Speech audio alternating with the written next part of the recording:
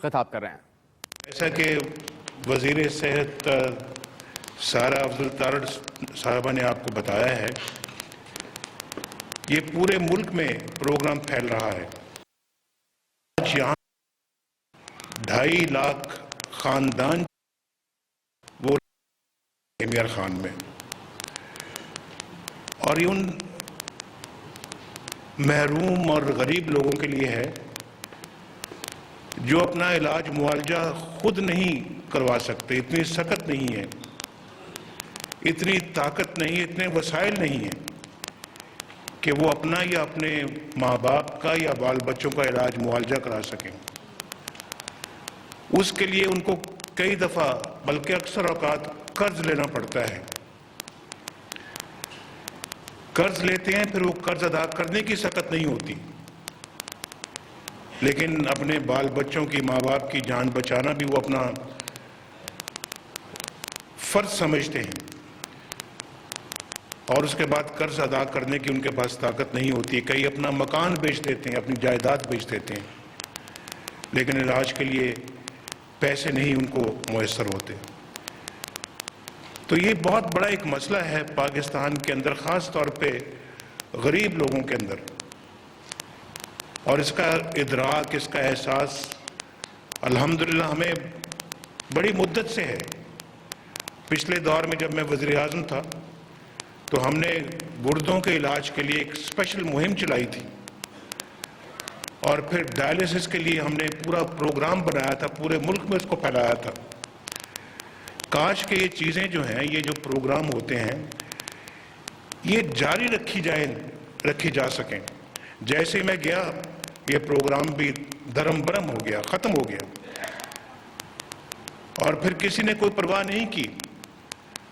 کیا جن لوگوں کے پاس وسائل ہوتے ہیں، پیسہ ہوتا ہے، اپنا علاج معالجہ کروانے کا پیسہ ہوتا ہے، یا جو ارباب اقتدار ہوتے ہیں، کیا کبھی ان کو اس طرح کا خیال نہیں آتا کہ پاکستان میں بھی غریب طبقہ ایسا بستا ہے جس کے بیٹے کو خدا نخواستہ کینسر ہو جائے؟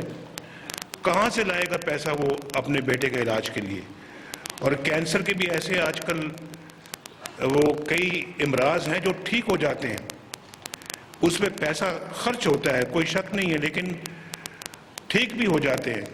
وہ کہاں سے لائے؟ کسی کا اگر جوان بیٹا جو ہے، 30 سال کی عمر کا بیٹا کینسر کا شکار ہو گیا، باپ صرف 8-10 ہزار روپے مہینہ کماتا ہے، بیٹا 5,000 روپے یا 10,000 روپے مہینہ کماتا ہے، اور کوئی گھر میں کمانے والا نہیں ہے، تو کدھر سے کینسر کا علاج کروائے گا؟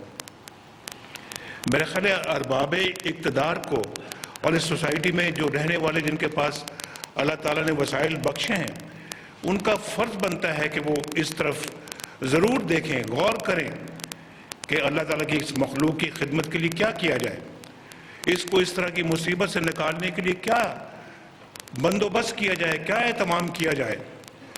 یہاں اربوں کھربوں روپے ضائع ہوتے ہیں اور ایسے منصوبوں پہ لگتے ہیں جن کا کوئی براہ راست عوام کو فائدہ بھی نہیں پہنچتا، اور پھر اس کے بعد اس میں کمیشنیں کھائی جاتی ہیں، اس میں کک بیکس لیے جاتے ہیں، اور وہ اپنی جیبوں میں جاتی ہیں، لیکن عوام پہ خرچ نہیں کیا جاتا پیسہ۔ یہ ماضی میں ہم نے روایت بہت دیکھی ہے۔ اور پھر ایسے بھی منصوبے لگتے ہیں جو 100 ارب روپے کے منصوبے، اور ختم ہونے کا کبھی نام نہیں لیتے۔ 20 سال مکمل ہونے میں لگ جاتے ہیں، 30 سال لگتے ہیں، عوام کے خون پسینے کی کمائی کو ضائع کیا جاتا ہے۔ اگر اس طرح سے پیسہ ضائع کرنا، تو میں سمجھتا ہوں کہ اقتدار میں آنے والے اپنی عاقبت خراب کر رہے ہیں۔ جو پاکستان کی تقدیر کا فیصلہ کرنے والے، وہ اپنی عاقبت خراب کر رہے ہیں۔ میرا خیال ہے اس سے بڑا گناہ کبیرہ اور کیا ہو سکتا ہے کہ آپ جو امانت ہے اس کو اپنا اس میں خیانت کریں اور عوام تک جو ہے اس کا حق نہ پہنچائیں۔ کس کی طرف دیکھیں یہ غریب لوگ؟ میں سوات کے ہسپتال میں گیا، وہاں کڈنی سینٹر بنایا ہے، اور وہ اس وقت بنایا ہے، ہم نے شروع اس وقت کام کیا تھا جب میں اپوزیشن لیڈر تھا۔ اس کا نام ہے، انہوں نے دے دیا، میں ان کا بڑا ممنون ہوں، نام نواز شریف کڈنی سینٹر ہے سوات میں۔ ابھی میں جب اس کا افتتاح ہوا، کوئی تقریباً 1 سال ہو گیا ہے، تو میں وہاں گیا، اور وہاں پہ بہت غریب عورتیں، بچے اور پھر نوجوان، پھر بوڑھے لوگ بھی وہاں موجود تھے. میں ان سے ملا اور وہ وہاں پہ ان کے لیے مفت یہ جو ان کا ڈائلسس ہو رہا تھا، گردوں کے وہ مریض تھے، تو ڈائلسس ان کا ہو رہا تھا. تو مجھے انہوں نے وہاں پہ کہا کہ نواز شریف صاحب ہمارا ڈائلسس ہو رہا ہے، ہم بہت خوش ہیں، اللہ تعالیٰ کے شکر گزار ہیں کہ ہمارا ڈائلسس ہو رہا ہے. یہ دیکھیں میرا نوجوان بیٹا ہے، یہ 32 سال کی عمر ہے، اس کو گردوں کی بیماری ہے، دونوں گردے فیل ہو چکے ہیں، لیکن ڈائلسس اب اس کا ہو رہا ہے. ہمیں امید ہو گئی ہے کہ انشاءاللہ میرا یہ جوان بیٹا جو ہے یہ بچ جائے گا، اور ہم اس کے گردے کا بھی انتظام کرنے کی کوشش کر رہے ہیں کہ کوئی بھائی بہن یا کوئی عزیز رشتہ دار جو اس کو گردہ ڈونیٹ کرے اور ہم اس کے جو ہے وہ گردہ اس کا لگا سکیں. لیکن ہمارے پاس چونکہ ہفتے میں ان کو 2 مرتبہ ڈائلسس کے لیے آنا پڑتا تھا، تھوڑا سا فاصلے پہ گھر ہوگا، تو کہنے لگے کہ ہمارے پاس یہاں آنے کے لیے ہفتے میں اتنے پیسے نہیں ہوتے کرائے کے کہ ہم ہسپتال سے اپنے گھر تک پہنچ جائیں.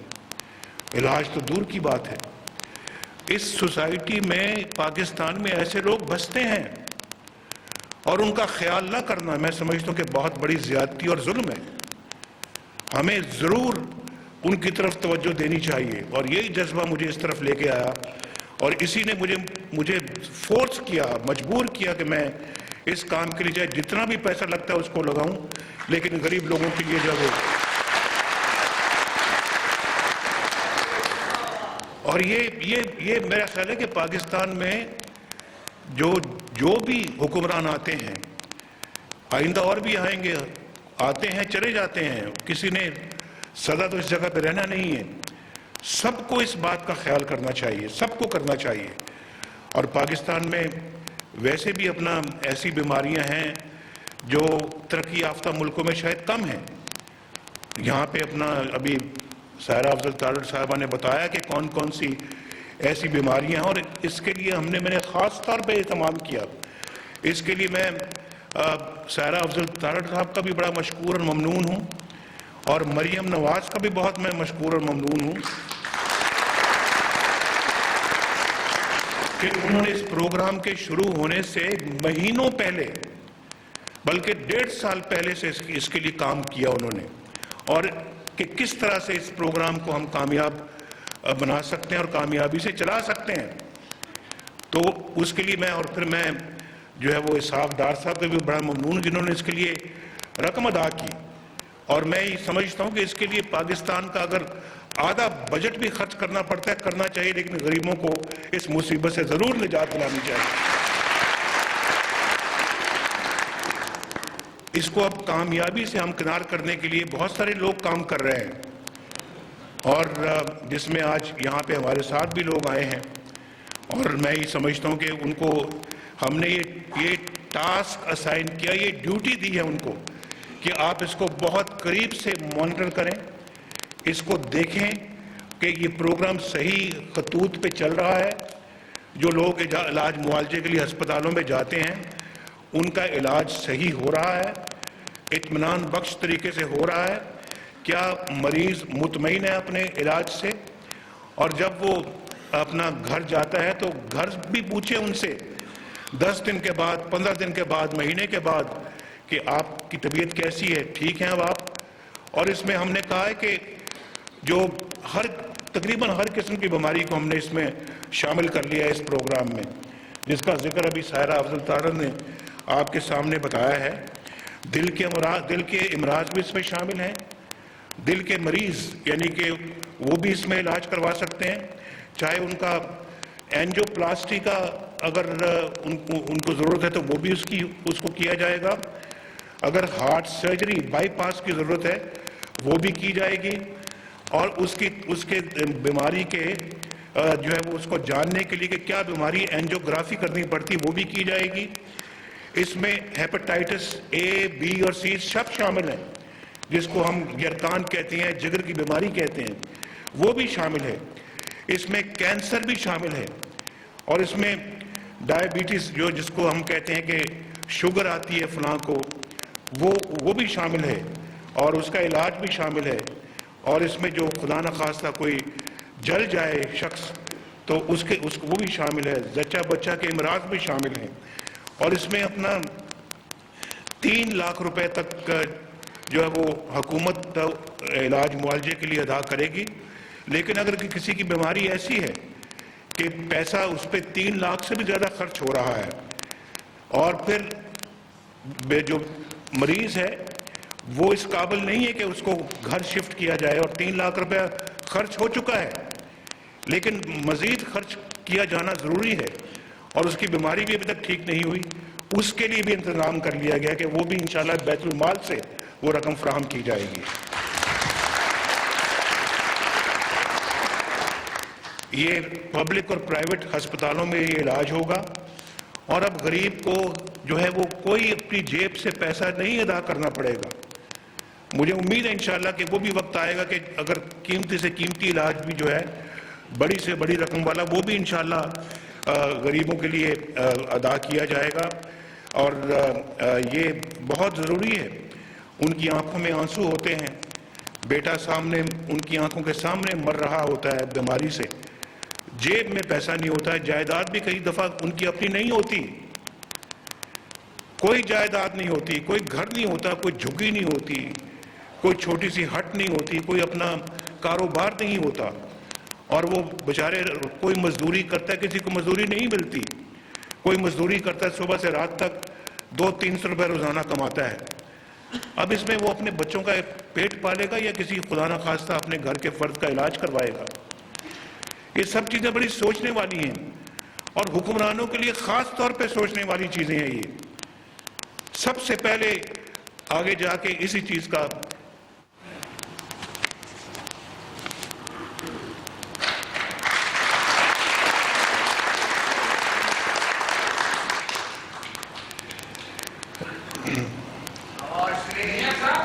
سب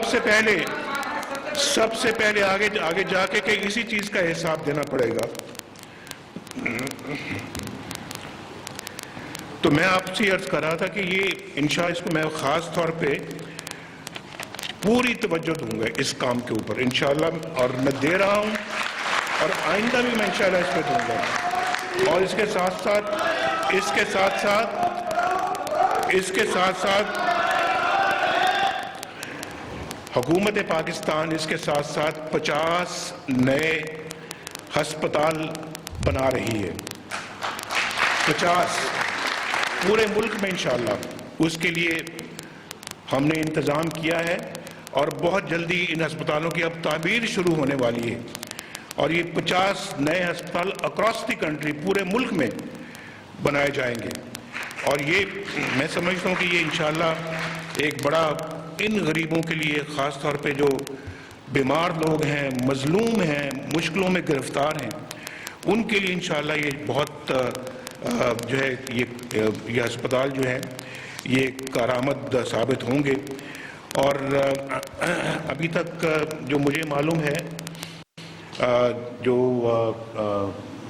منسٹر صاحبہ کوئی 3,90,000 فیملیز انرول ہو چکی ہیں پورے ان ضلعوں میں جو میں نے ابھی تک جن کا ذکر کیا، جس کا ذکر وزیر صاحبہ نے بھی کیا ہے، جن کا ذکر اسلام آباد ہے، مظفر آباد ہے، کوئٹہ ہے، کوٹلی ہے، سکردو ہے، اور اب کام جو ہے وہ رحیمی ارقام میں مکمل ہوا ہے، اور اگلا کام جو انشاءاللہ وہ لورا لائی، لسبیلا اور خانیوال کے اندر جو ہے وہ اب اس کی انرولمنٹ کا کام شروع ہو چکا ہے، اور یہ انشاءاللہ یہ ہم چاہتے ہیں کہ یہ پروگرام پوری طرح سے کامیاب ہو، ایک ڈسٹرکٹ میں ان ڈسٹرکٹوں میں صحیح کامیابی کے ساتھ چلے، پھر ہم آگے بڑھیں۔ ہم اپنا سمجھتے ہیں کہ اگر اس کے اندر کوئی ناکامیاں ہیں کسی جگہ پہ پروگرام میں، ان کو ساتھ ساتھ دور کیا جائے اور اگلے اضلاع تک پھر پہنچا جائے، اور اس کے لیے انشاءاللہ اب میں ضرور اس لیے میں خود جاتا ہوں وہاں پہ، ان جگہوں میں سے میں اسلام آباد خود گیا، مظفر آباد میں خود گیا، کوئٹہ میں خود گیا، اور سکردو میں نہیں جا سکا، اور کوٹلی میں نہیں جا سکا، جو میں انشاءاللہ میں جاؤں گا، اور میری کوشش ہوگی کہ میں ان لوگوں کے گھروں تک بھی جاؤں सब पे तो मैं नहीं जा सकूंगा, लेकिन जहाँ जहाँ भी मुमकिन हुआ कि जो इलाज मुआवजा करा के, अगर किसी को कैंसर का कोई मर्ज था उसका कामयाबी के साथ इलाज हुआ है, अपने घर चला गया है, तो मैं उसके घर जाऊंगा इंशाल्लाह पूछने के लिए, बताओ तुम्हारा क्या हाल है। मेरा दिल चाहता है कि मैं ये काम करूं और मैं इंशाल्लाह करूंगा, और घर जाके उसकी खैरियत दरियाफ्त करूं, पूछूं कि आप मुतमईन हैं, आपको कोई मसला दरपेश तो नहीं हुआ, क्या आप अपना जो है वो इस वक्त इलाज से खुश हैं, और क्या आपको पैसे की अदायगी में कोई आपको अपने पास से तो नहीं देना पड़ा पैसा। ये सब चीज़ें मैं इंशाल्लाह जाके ज़रूर मालूम करूँगा। तो दूसरी बात जो है वो मैं शहबाज शरीफ साहब का भी शुक्रिया अदा करना चाहता हूँ, और शहबाज शरीफ साहब को शाबाश देना चाहता हूँ,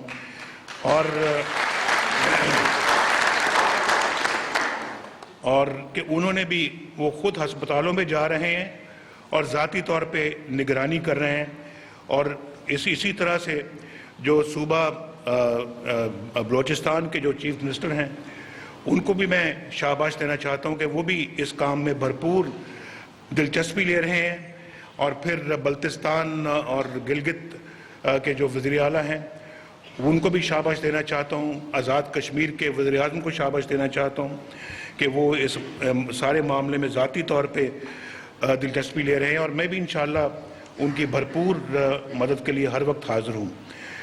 टोल फ्री नंबर जो है इस सिलसिले में वो 8500 है, 8500, जहाँ आप फ़ोन कर सकते हैं किसी भी वक्त, और यहाँ पे चेयरमैन नाजरा भी बैठे हुए हैं जो मेरे साथ आए हैं, और वो इंशाअल्लाह उनके महकमे को ये जिम्मेदारी दी गई है कि वो इस टोल फ्री नंबर पे वो हर वक्त 24 घंटे हाज़िर हैं, और कोई इसमें शिकायत हो, कोई बात हो तो वो उन तक पहुंचाई जाए, और उसका तदारुक इंशाअल्लाह फौरी तौर के ऊपर जो है वो किया जाएगा। तो मैं अपना आज जो आया हूँ कोई सियासी गुफ्तगू के लिए मैं यहाँ पे नहीं आया। ये ऐसा मामला है जिस पे कोई सियासत नहीं होती और ना होनी चाहिए।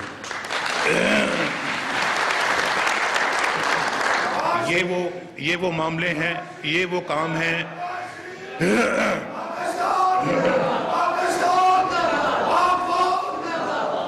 ये वो चीज़ें हैं जिनकी इस कौम को अशद ज़रूरत है, और ये वो खिदमत है जो हर कीमत पे की जानी चाहिए। ये हमारा बुनियादी फ़र्ज़ है, मेरा बुनियादी फ़र्ज़ है, और ये फ़र्ज़ पहले है, बाकी सारे काम बाद के काम हैं। और मेरा बिल्कुल ये ईमान है, मेरा दीन मुझे ये सिखलाता है, हमारा कुरान ये सिखलाता है हमें, हमारे जो बड़े हैं वो उनकी जो नसीहत है वो हमें ये सिखलाती है, हमारे रसूल पाक सल्लल्लाहु अलैहि वसल्लम जो है वो हमें यही दर्स देते हैं, अल्लाह ताला का भी यही इंसान को पैगाम है। तो मेरा ये ख्याल है कि जब अल्लाह ने मौका दिया है तो इसको इस खिदमत को हर तरह से जो है वो अदा करना चाहिए, और इसमें कोई कसर कोई दे रहे हैं। पहले कहते हैं मैं अपने आप को एहतसाब के लिए पेश करता हूं, और फिर उसके बाद इनकी अपनी टीम कहते हैं कि जी नवाज शरीफ का नाम निकालो पैनामा से, जबकि दुनिया में नवाज शरीफ की तस्वीरें आई हैं पैनामा का जब इंकशाफात हुए।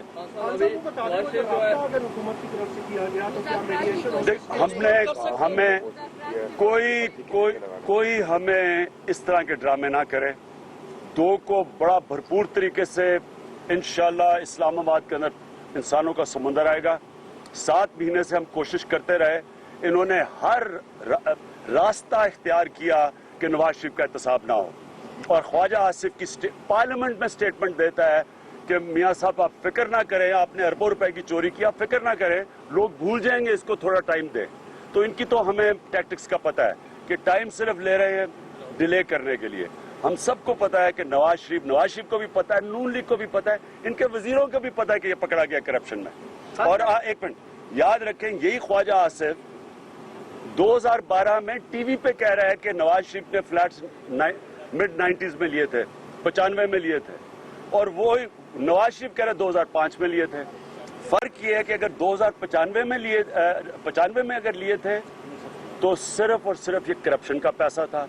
नवाज शरीफ ने 2005 इसलिए क्या कि जी सऊदी अरेबिया में स्टील मिल बेच के लिया था, تو 95 میں 4 وزیر کہہ رہے ہیں لیا ہے, کلثوم نواز کہہ رہے ہیں لیا ہے یہ مے فیئر کے فلیٹس, اور ایک ججمنٹ ہے لنڈن ہائی کورٹ میں 99 میں کہ انہوں نے اٹیچ کیے ہوئے 4 فلیٹ, انہوں نے جب ڈیفالٹ ہوا لون کیس کا التوفیق بینک کا. کبھی بھی فلیٹ اٹیچ ہی نہیں ہو سکتے تھے اگر وہ رینٹ پہ ہوتے, ظاہر ہے ان کے اپنے فلیٹ تھے. تو نواز شریف نے جھوٹ اس لیے بولا کہ 2005 سے جو بھی پہلے پراپرٹی تھی وہ چوری کے پیسے کی تھی, اس لیے سب کو پتا ہے وہ پکڑے گئے ہیں.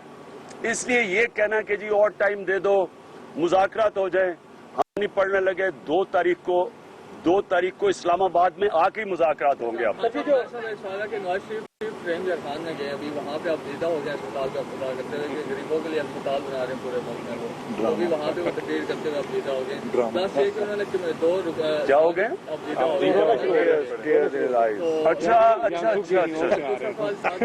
انہوں نے اسحاق ڈار کو اور ریاض صادق کو ٹاسک دے دیا کہ تحریک انصاف کو آپ کسی طریقے سے اپوزیشن کو ملا کے بٹھا کے بات طے کرے دونوں پر. یہ رونا اگر 8 سال کے بعد ان کو رونا آیا ہے کہ جناب ہسپتال ٹھیک نہیں کام کر رہے, تو یہ رونا ہسپتالوں کی نہ ہونے کی وجہ سے نہیں ہے, یہ رونا پینما کا رونا ہے, یہ رونا پکڑے جانے کا رونا ہے. اور ابھی بھی ٹائم ہے, نواز شریف اپنے آپ کو احتساب کے سامنے پیش کر دو, لیکن آگے جب یہ عوام کا سمندر آ جائے گا پھر تو آپ کو کرنا ہی پڑے گا. جی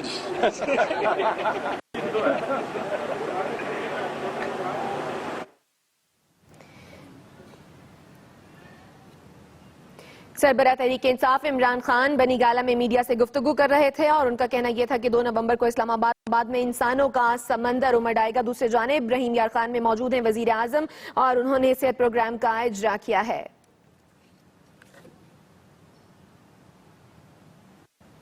بلیٹن میں بھی وقت ہے بریک کا, بریک سے پہلے نیوز اپڈیٹ. اس نیوز اپڈیٹ کو آپ تک پہنچانے کے لیے ہمارے ساتھ تعاون کیا ہے OLX, Pakistan largest market place. یہاں سب بکتا ہے, سب ملتا ہے. OLX بیچ دے.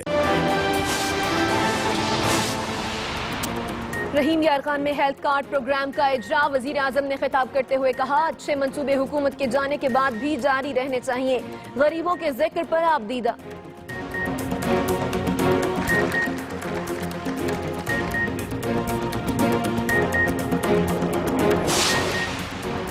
بھارتی شرنگیزی ورکنگ باؤنڈری تک پہنچ گئی. شکر گڑھ میں بلا اشتعال فائرنگ. ترجمان دفتر خارجہ کے مطابق مارٹر گولے بھی داغے گئے.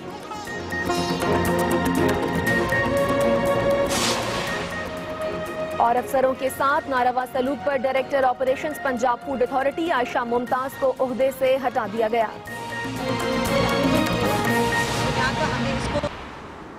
OLX ایپ ڈاؤن لوڈ کریں, اپنی کار کی ہر اینگل سے پکچرز لیں, صحیح ڈیٹیلز اور قیمت ڈال کر ویریفائڈ ایڈ پوسٹ کریں. ڈاؤن لوڈ دی OLX ایپ ناؤ. OLX بھیج دے.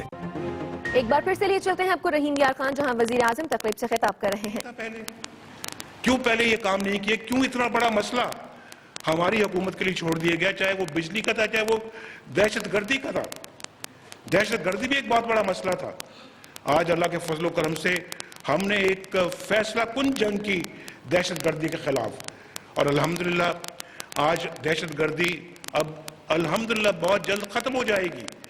اور اس میں ہمارے فوجی بھائیوں نے قربانیاں دیں, پولیس کے افسروں نے اور جوانوں نے قربانیاں دیں, عام شہریوں نے قربانیاں دیں, لیکن آج الحمدللہ ہم نے اس کا مقابلہ کیا دہشت گردی کا. بیماری ہے عمران خان, بیماری ہے عمران خان, بیماری ہے ڈرنے والے اور پھر کراچی کے حالات کو ٹھیک کیا.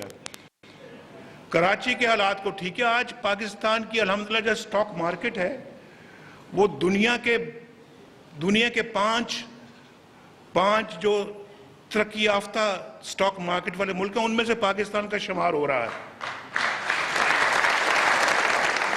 پاکستان کا جو زر مبادلہ ہے وہ اتنا کبھی نہیں تھا الحمدللہ جتنا آج ہے.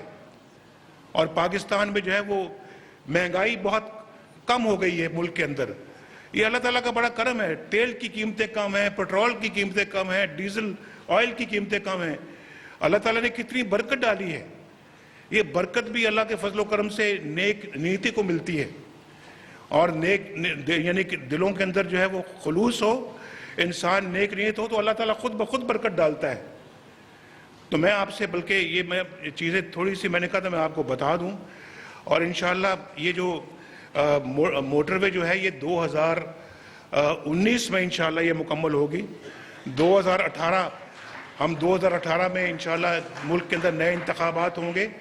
2019 میں رحیم یار خان بھی ان ضلعوں میں، ان شہروں میں اس کا نام آ جائے گا جہاں سے ایک بہترین 6 رویا موٹر وے گزرے گی، 6 رویا۔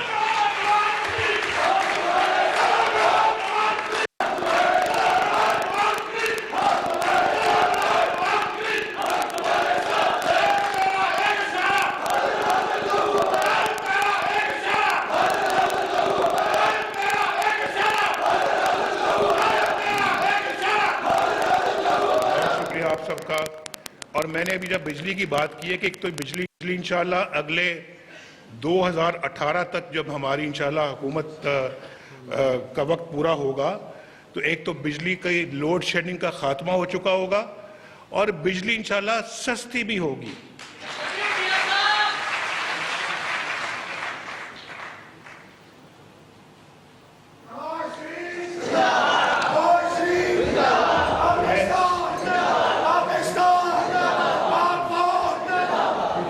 میں انشاءاللہ آپ کو یہ کہنا چاہ رہا ہوں کہ بجلی صرف بجلی کی کمی ختم نہیں ہوگی بلکہ بجلی سستی بھی ہو جائے گی، اور یہی میں چاہتا ہوں کہ پاکستان کے عوام پہ بوجھ نہ پڑے۔ ہمارے لوگ جو ہے وہ ان کو سستی بجلی ملنی چاہیے اور سستی گیس بھی ملنی چاہیے، اس پہ ہم بھرپور کام کر رہے ہیں اور آپ کو بتائے بغیر کام کر رہا ہوں۔ یہ میرا الیکشن کا وعدہ نہیں تھا، لیکن میرا یہ قوم کے حوالے سے یہ درد ہے میرے دل کے اندر کہ قوم پہ ہمیں بوجھ کم کرنے چاہیے، ان پہ جو بوجھ پڑے ہوئے ہیں ان کو ختم کیا جائے، ان کو کم کیا جائے تاکہ عزت کے ساتھ، سکھ کے ساتھ اپنی زندگی بسر کریں۔ پاکستان پائندہ باد۔ وزیر اعظم میاں محمد نواز شریف رحیم یار خان میں موجود ہیں، صحت پروگرام کا اجرا بھی کیا ہے۔ اس موقع پر مریم نواز بھی ان کے ہمراہ موجود ہیں۔ وزیر اعظم نے تقریب سے خطاب کرتے ہوئے کہا کہ تقریباً 2.5 لاکھ کے قریب رحیم یار خان میں ایسے خاندان ہیں جو کہ اپنا علاج نہیں کرا سکتے، قرض لیتے ہیں اور قرض ادا کرنے کی سکت نہیں رکھتے اور اپنا گھر بیچنے پر مجبور ہو جاتے ہیں۔ ان کا کہنا یہ تھا کہ حکومت علاج کے لیے 3 لاکھ روپے تک مدد فراہم کرے گی اور 3 لاکھ روپے سے زیادہ اخراجات بیت المال سے ادا کیے جائیں گے، جبکہ ان کا کہنا تھا کہ قومی صحت پروگرام کئی اضلاع میں شروع ہو چکا ہے۔ ابھی وقت ہے بریک کا، آپ ہمارے ساتھ رہیں۔